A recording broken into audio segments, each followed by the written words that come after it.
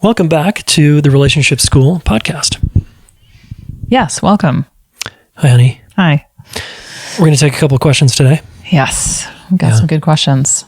Thanks, everyone, for, I get a lot of DMs on Instagram, our Facebook community group, which you can join at relationshipschool.com/community. Should we start with, let's start with Inna.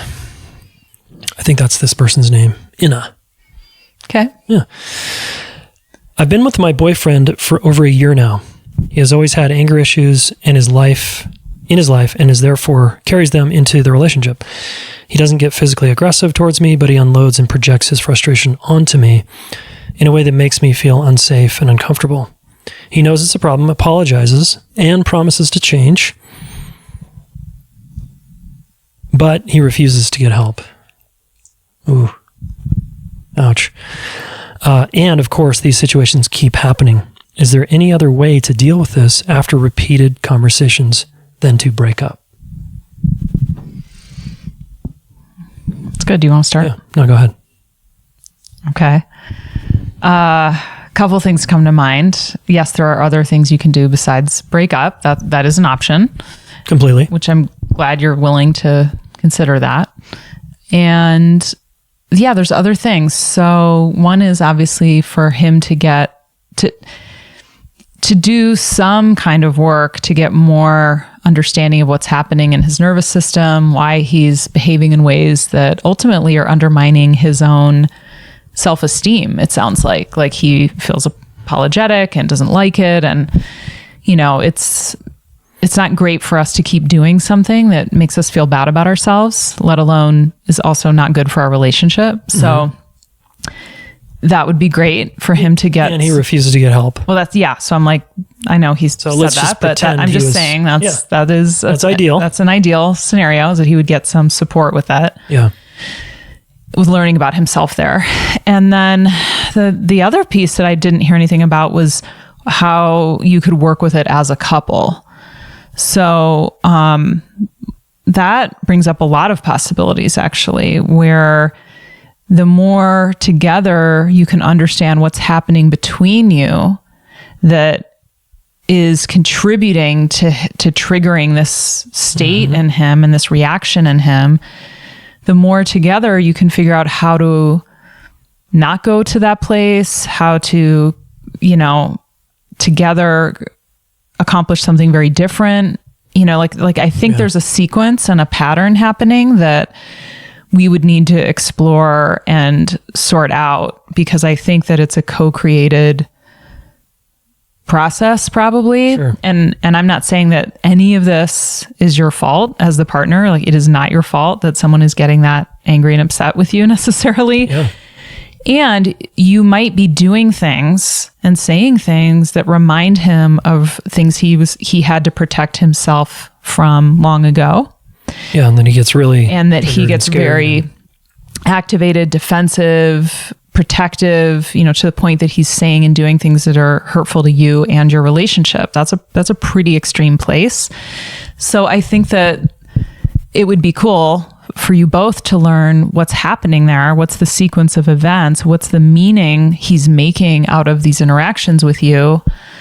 If this is stuff that occurs just between the two of you, in your interactions, and sorting out, because I'm sure whatever's happening is potentially also triggering some of your history where relationships didn't go well. And definitely. So there is a possibility for you to work together to have a different outcome when one or both of you starts to get upset or hurt or perceived threat in some way. Yeah, I like that. Especially if he refuses to get help. Without getting help, how can we do this differently? Sort of what you're suggesting, right? I think you'd need an outside facilitator to help you really do this, honestly. To do it well. Yeah. I just think that to really do it well, it would be really good to have someone holding space for you as a couple to accomplish that. Yeah. I mean, if he didn't, let's say that was the boundary. I'm not getting help with this. Okay. What are you willing to do? Yeah. That might be a question. I like that question. And are you willing to at least get to know yourself with me? Can I ask you a ton of questions about your history and why you get so angry and what happened when you were 5 or 10, and he may have no memory. And so he might say, I was fine. It was nothing happened to me. But it's at least a place you could ask, can we explore this just together without help? And then I wanted to say something a little contrarian, which is, by you staying, it reinforces he doesn't need to get help. So you're sending a message to him that why would he get help when he doesn't need to? You stick around. As long as you're willing to stay, he doesn't have to get help. And that is probably going on more on an unconscious level. He's not cognitively thinking that way. But do you see what I'm saying? That she's conveying a message to him, like, it's okay. Keep treating me this way. It's okay. You don't need to get help. You can do this, apologize, and do this and apologize, and do this and apologize. And I'll stay. And I actually want to tweak that because maybe leaving is maybe the last boundary, situation there. But there could be boundaries along the way. Like, look, if this happens again, here's what I'm going to do. Or what's our plan if you go into this state again and start doing these things again? How are we going to deal? How are we going to interrupt that and stop that? Is he open to, some kind of course correction in the moment? There's a lot you can do.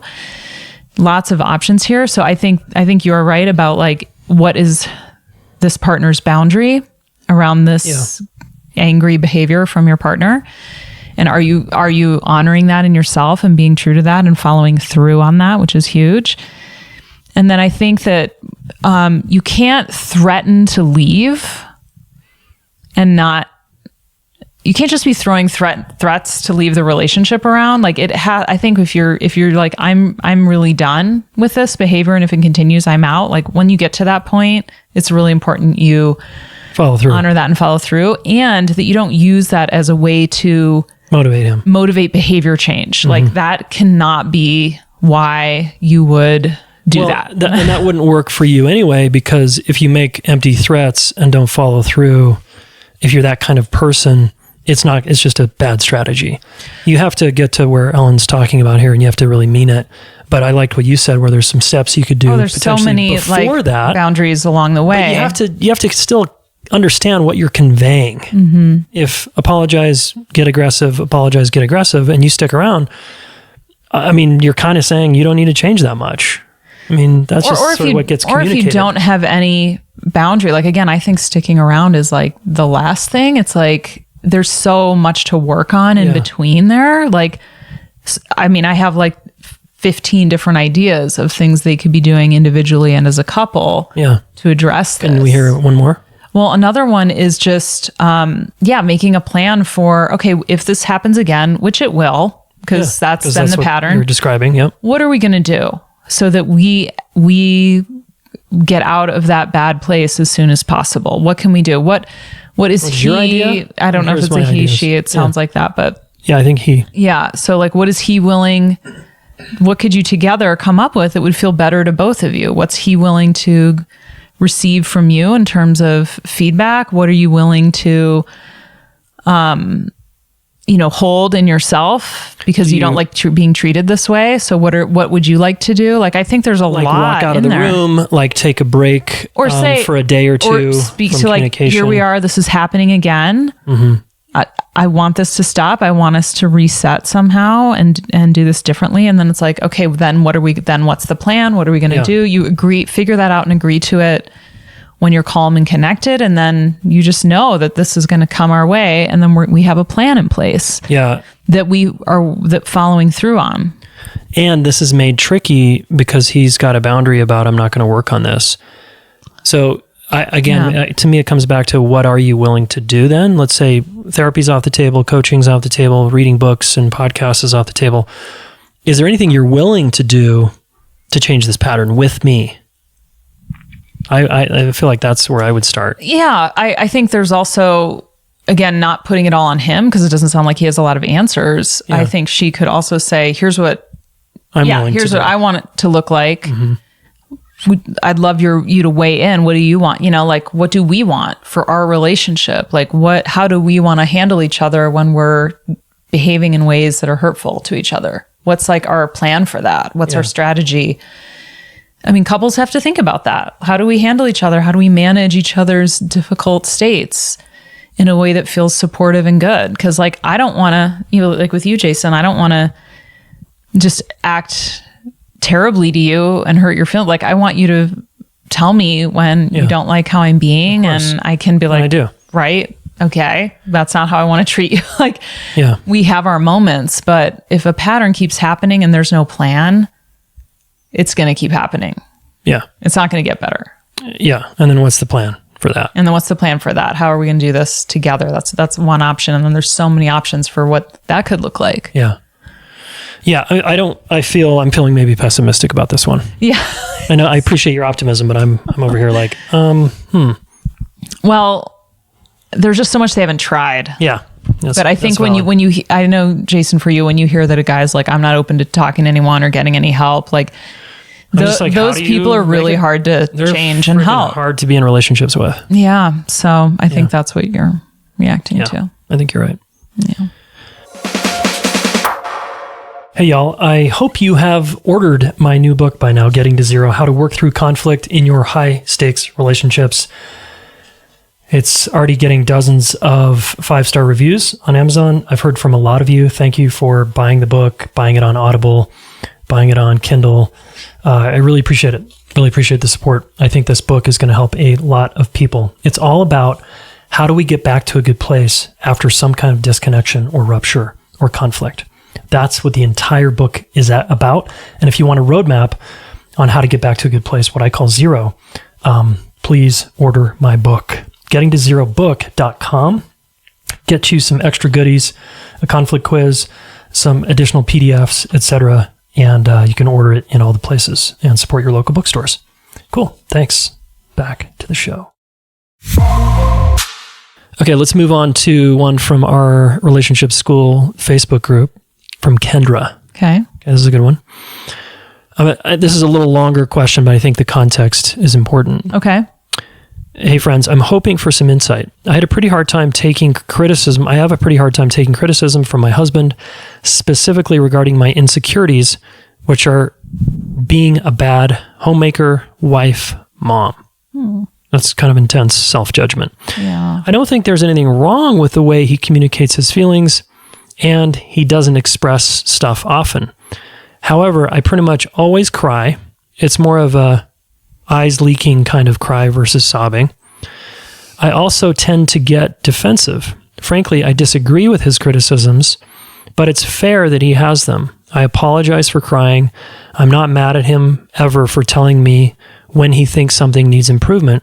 I just get this doom feeling like I'll never live up to his standards, defensiveness. And I feel silly that I've been operating at a level that I thought was satisfactory when, in fact, I have not. And she puts in parentheses, crying. I don't know the specifics of his criticism is terribly important, but I'm happy to share if it would help. I just need some advice and some tools to help me work through this when it comes up again. I truly hate my reaction because I know it discourages him from communicating with me, and I don't want that.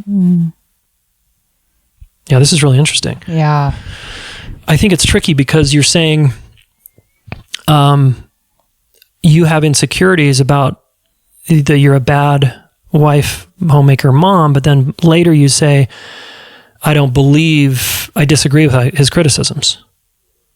But it's fair that he has them. So I'm unclear how you feel about how you are as a wife, homemaker, mother. Like, do you dig how you're showing up? I mean, most parents have places of self-criticism are like, I didn't show up so well there. Yeah. So that's pretty normal.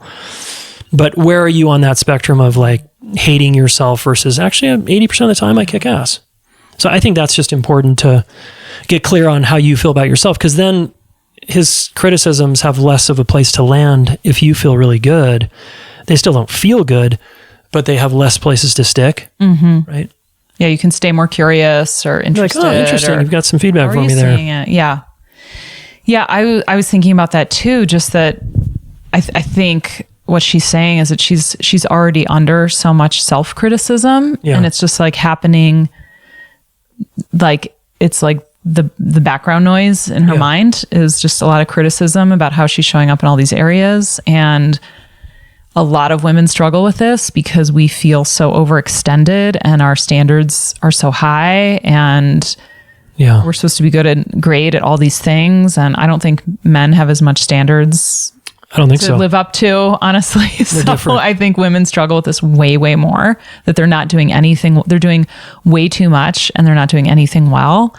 It feels horrible to be in that place. And so I'm thinking of you as someone who's already under a lot of self-criticism, and then your partner comes in with some criticism and you want to be open to it, but you're already having to defend against your own criticism all the time. And then his comes in and it's just more. And then there's that feeling of it's never going to be good enough for everyone. I'm guessing you're exhausted and that you're spread thin and you're trying to do everything well, and like nothing is getting enough of your attention. That's just my guess, because so many working moms feel that way. Even stay-at-home moms, doesn't matter. So I think it's just, he hits on this hot place in you that's already going on, and then it's really hard to take anything in. I mean, I've been in places like that with you before, where if I'm going through like a phase where I'm like, I can't do anything right or anything well, and I'm doing so much, and you're like, why did you make these lunches? Or like, it can be about nothing, and I'm like you can't criticize me. Well, don't you think I've had that? Yeah, you feel criticized if I have an observation. It turns into criticism. Oh gosh, yeah, we could argue criticizing you. We could argue whether it's your observation is a criticism or not. But I feel criticized, and we got to deal with that. That's the important part. Yeah.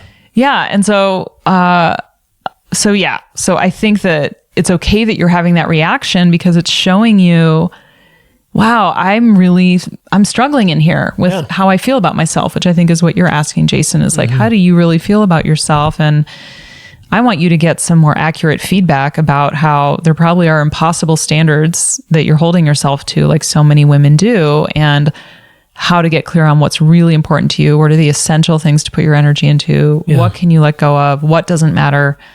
Because we have way too much that we're trying to live up to. And then I think you and your partner can talk about, what's important to us as parents, as partners in our home. How do we do this together? Why is there so much pressure on you? Like that's just a question I have. Yeah. Like, why are you the one that's getting the criticism? Getting the feedback. So I think there's a lot to look at there. So I think your reaction is showing you something important about yourself that could use some love and care, honestly. Yeah. And that speaks to also this crying that happens for you. I don't know why you're apologizing for your crying. Yeah. So I would challenge the apology. I don't think you need to apologize for your tears. Your tears are valid, and there's a reason you're crying, whether it's the way he delivers the feedback or how you feel about how you're dropping balls and you're overwhelmed and you somehow can't live up to some standard that Ellen's talking about that's impossible to live up to. Like, what are your tears really about here? And if I'm him and I give, let's say, you feedback somehow, because I feel justified in giving you feedback about your homemaking, mothering, or being a wife, and you start crying, I'm like, I probably would go right to shame and be like, oh fuck, I totally just screwed that up. If it was me. Yeah. And then I would be like wondering what I did to make it worse, and oops, what I meant was, or hey, can we actually slow down and clarify? Like, and then I'd want to get curious about, what is my trigger here that has me go into judgment about how you're doing it? What's the big deal? Do I have some standard that's I got from my parents that I bought into, that I'm expecting you to somehow live up to as a mother or as a partner? Like, there's a lot here. To get really curious about. And while I appreciate your personal responsibility skills here, it sounds to me like you're like overly taking responsibility, and this dude's not taking responsibility for shit, is how it sounds. I'm not saying that's what's going on. Right. So I'd be pushing back a little bit. You might be one of those self-blamers. Some of us are other blamers. You might be one of those self-blamers. It's all your fault. I don't know. I'm sensing that. Yeah. And I think that probably he comes in with some feedback about something like, look, nothing got put away today or something. And the house is a mess, whatever it is. And it's just that feedback comes in, but it's on top of so much other self-criticism, and I'm not living up to any of these standards. Like you've kind of alluded to that, so I think he could get confused as to like, well, I just said this little thing and now you're in tears and like, I guess I can't say anything to you. That's a very surface level read on what's happening. Right. I want him to be like, whoa, I stepped on something that really, impacted you. I wonder what's in there. I wonder what else might be going on that would have you get so upset about something that seems kind of innocuous. This is meaning something to you, and you guys need to figure out what that is and not just how to give feedback in a way where people don't get upset, but how to work on what's underneath that's having you be so sensitive and vulnerable around feedback. To really understand. I think I want him to really appreciate. I want him to know what that is. To like understand you there and appreciate maybe how vulnerable or how stressed or how overwhelmed you feel on a day-to-day basis. I'm guessing you're not saying that, but yeah, that's what I guess is in there because I've been there at times. Yeah. Yeah. And then you two might just have a really hard or beautiful conversation around what are the standards in our home here? What are we actually, honey, what are you hoping I live up to? Like, looks like I'm failing pretty hard. Maybe we could lower the standard or we could renegotiate this because it's just... Yeah, what's really important to us? Here. What really matters when it comes to our family, our home? Yeah. So Kendra, thanks for the question. Great. It's really great. And I hope you reflect on this some more. Hey, quick interruption here. Imagine a career that draws on your passion for personal growth and relationships, that harnesses your ability to support, challenge, and connect with others, that helps you develop as a person while you help others at the same time. What if you could earn a living while making an impact on thousands of people's lives and even on the future of society and how we treat each other? It'd be pretty cool, right? Well, that job does exist. It's the job of a relationship coach, and I believe that the relationship coaches in the world are going to play a crucial role in the future of our culture, not only in the US, but abroad. 1 in 2 marriages still ends in divorce. 3 out of 5 Americans are lonely. We've got a serious loneliness epidemic and a looming mental health crisis that's, I think, already here. Couples that do well live 10 years longer than couples that don't, okay? According to the Gottmans, 80% of couples are headed in the direction of divorce within their first 4 to 5 years of marriage. Yikes. Okay, relationship stress is chronic disease. It creates chronic disease, in my opinion, from what I've read and the research I understand. I think it really hurts people everywhere. And I think the only way to really address this relationship crisis, really, because it looks like a mental health crisis. It looks like a loneliness crisis. But we have to ask why. What is the root of this? Well, possibly how we raise kids. Possibly it's how we treat each other in our intimate, closest relationships. And the bottom line here is that people need help. They need your help. And our relationship coaches are slowly growing their businesses and doing well and feeling fulfilled and like they have a meaningful purpose and career where they get to work for themselves. So if you want to come be a part of this amazing training, you can apply right now. We're taking applications. That's open currently, and go to relationshipschool.com/RCT if you want to apply and get an interview. We do offer a portion of scholarships to people that enroll if money is an issue, and it's a big investment. But if you think of the return on the investment, what you get out of this training, you are going to transform as a person, as an individual, and you're going to become a better partner, better parent, etc. And you're going to learn how to effectively help people with their relationship challenges, thus leading to less loneliness, perhaps, and less mental health challenges for people out there. Okay. So come apply for our amazing training, relationshipschool.com/RCT. Okay. All right. I have one. Yeah, let's hear it. Okay. One more. This is from Evelyn. Yep.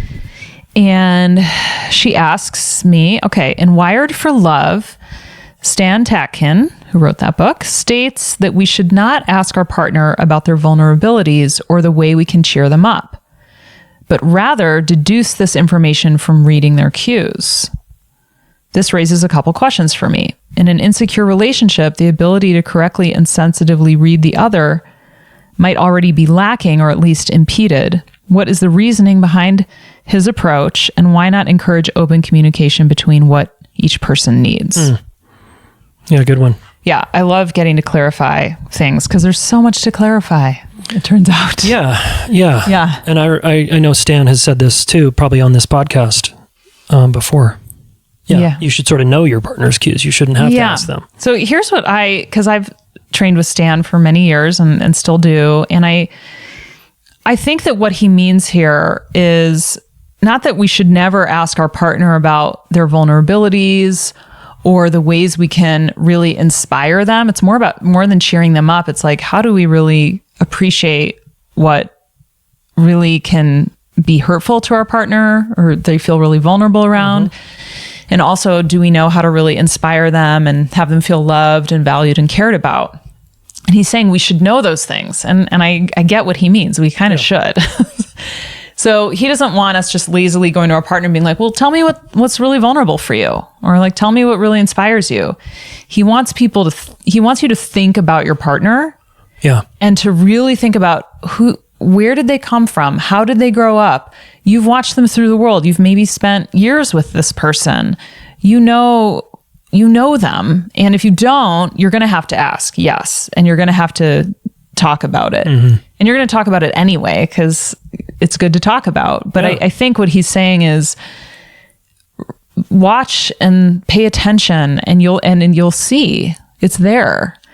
And so he's just encouraging people to really put themselves in their partner's shoes, think about who they are, because to have a secure, functioning relationship, you have to be able to be considerate of your partner at all times. Yeah. So this is part of that. And so, yes, if you're in an insecure relationship, we're all vulnerable to misreading each other. We're making mistakes all the time. Even if we're in a secure relationship, I can totally misread you or think you're upset with me when you're not. And so we have to clarify and communicate all the time about how we're experiencing each other, especially if something goes wrong. So it's not just in insecure relationships where that's important to do. But definitely open communication and transparency is a huge part of having a secure, functioning relationship. So I guess I'm trying to say it's a both and. It's like, think about them, try to have those conversations and like, well, I've seen this and it seems like you're so confident here. It seems like when I do this, you really love it. Or have those conversations, figure that out together, but come with something you've thought about. Try to think about who your partner is and why they work the way they do and make that effort. That effort goes a long, long way. Yeah. Exactly. I think what Stan is trying to say, and in my words here, and what Ellen and I try to do with our clients and our coaches, and that's why I love present-centered relationship coaching and present-centered couples coaching, the models we teach to our coaches, is it's a pay attention model. It's a track them. And in a moment-to-moment basis, they're like, get more present, in other words, and don't get lazy, as Ellen said, around automation of your partner or just thinking you know them and then getting irritated when they act a certain way and then you lose your curiosity, or getting lazy and then just saying, well, I don't have to actually work here. I don't have to be present. I can just ask if I don't understand something. Yeah. I can just effort and try to guess and get curious and get to know by watching and tracking and paying attention to your partner. Yeah. And, our partners, if we just want them to tell us everything, good luck. Because you've noticed so many things about me that I'm like, oh, I do that? Or, oh, really? Is that how I react? Oh, yeah. Like, we can see things about each other that like we can't see about ourselves. So partners are a huge asset here. They can help us connect dots. We can help us understand ourselves better. This is great parenting, watching and being curious and about your kids, learning who they are, that's a really important parenting skill. So it's really good for partners too, to not, your kids aren't just going to tell you who they are. They're going to show you over time what they value and what works for them and what doesn't. And, we're figuring so much out about each other just by being present and in our experience with each other. Yeah. Plus, sometimes when we rely on questions for understanding, our partners don't know themselves. So their answers are going to be like, what? I'm just this way.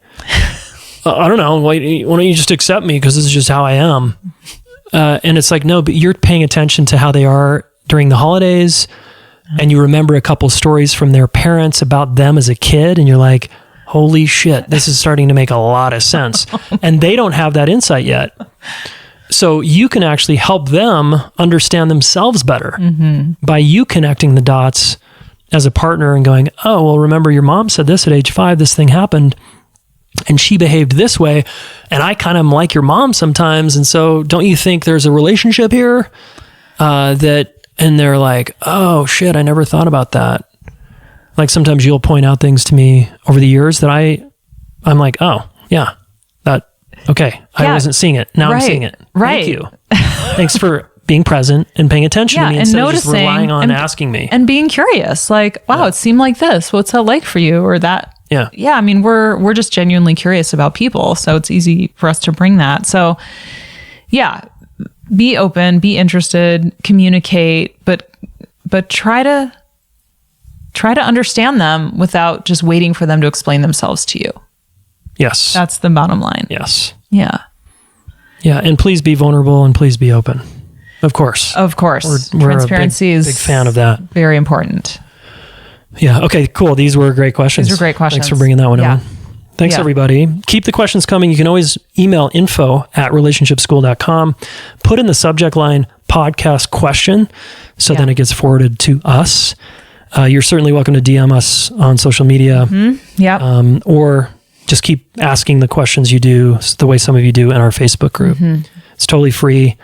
No cost there. Hopefully you'll get some free coaching from us at some point. Okay. Thanks. Yeah. Thank you. Yo. As you know, I've dedicated my life to helping people with their relationships, right? I want to solve this problem so that all of you can work through your differences and have fulfilling, amazing, badass partnerships and relationships, family, coworkers, friends, whoever. And I have trained a ton of relationship coaches, almost 100 certified relationship coaches, to help you specifically work through your relationship challenges. So I want to invite you to a special deal we're offering to the podcast listener where you can get 50% off your first month of coaching with one of our amazing relationship coaches. Okay, if you're tired of therapy, it feels like that's going around in a circle, or you want to actually set goals and accomplish your relationship goals, hire a relationship coach. Okay, go to relationshipschool.com/get coaching now, and then use the coupon code FIRST50 to get the 50% deal off your first month of relationship coaching. Super psyched to have our amazing coaches serve you and help you get to the next level.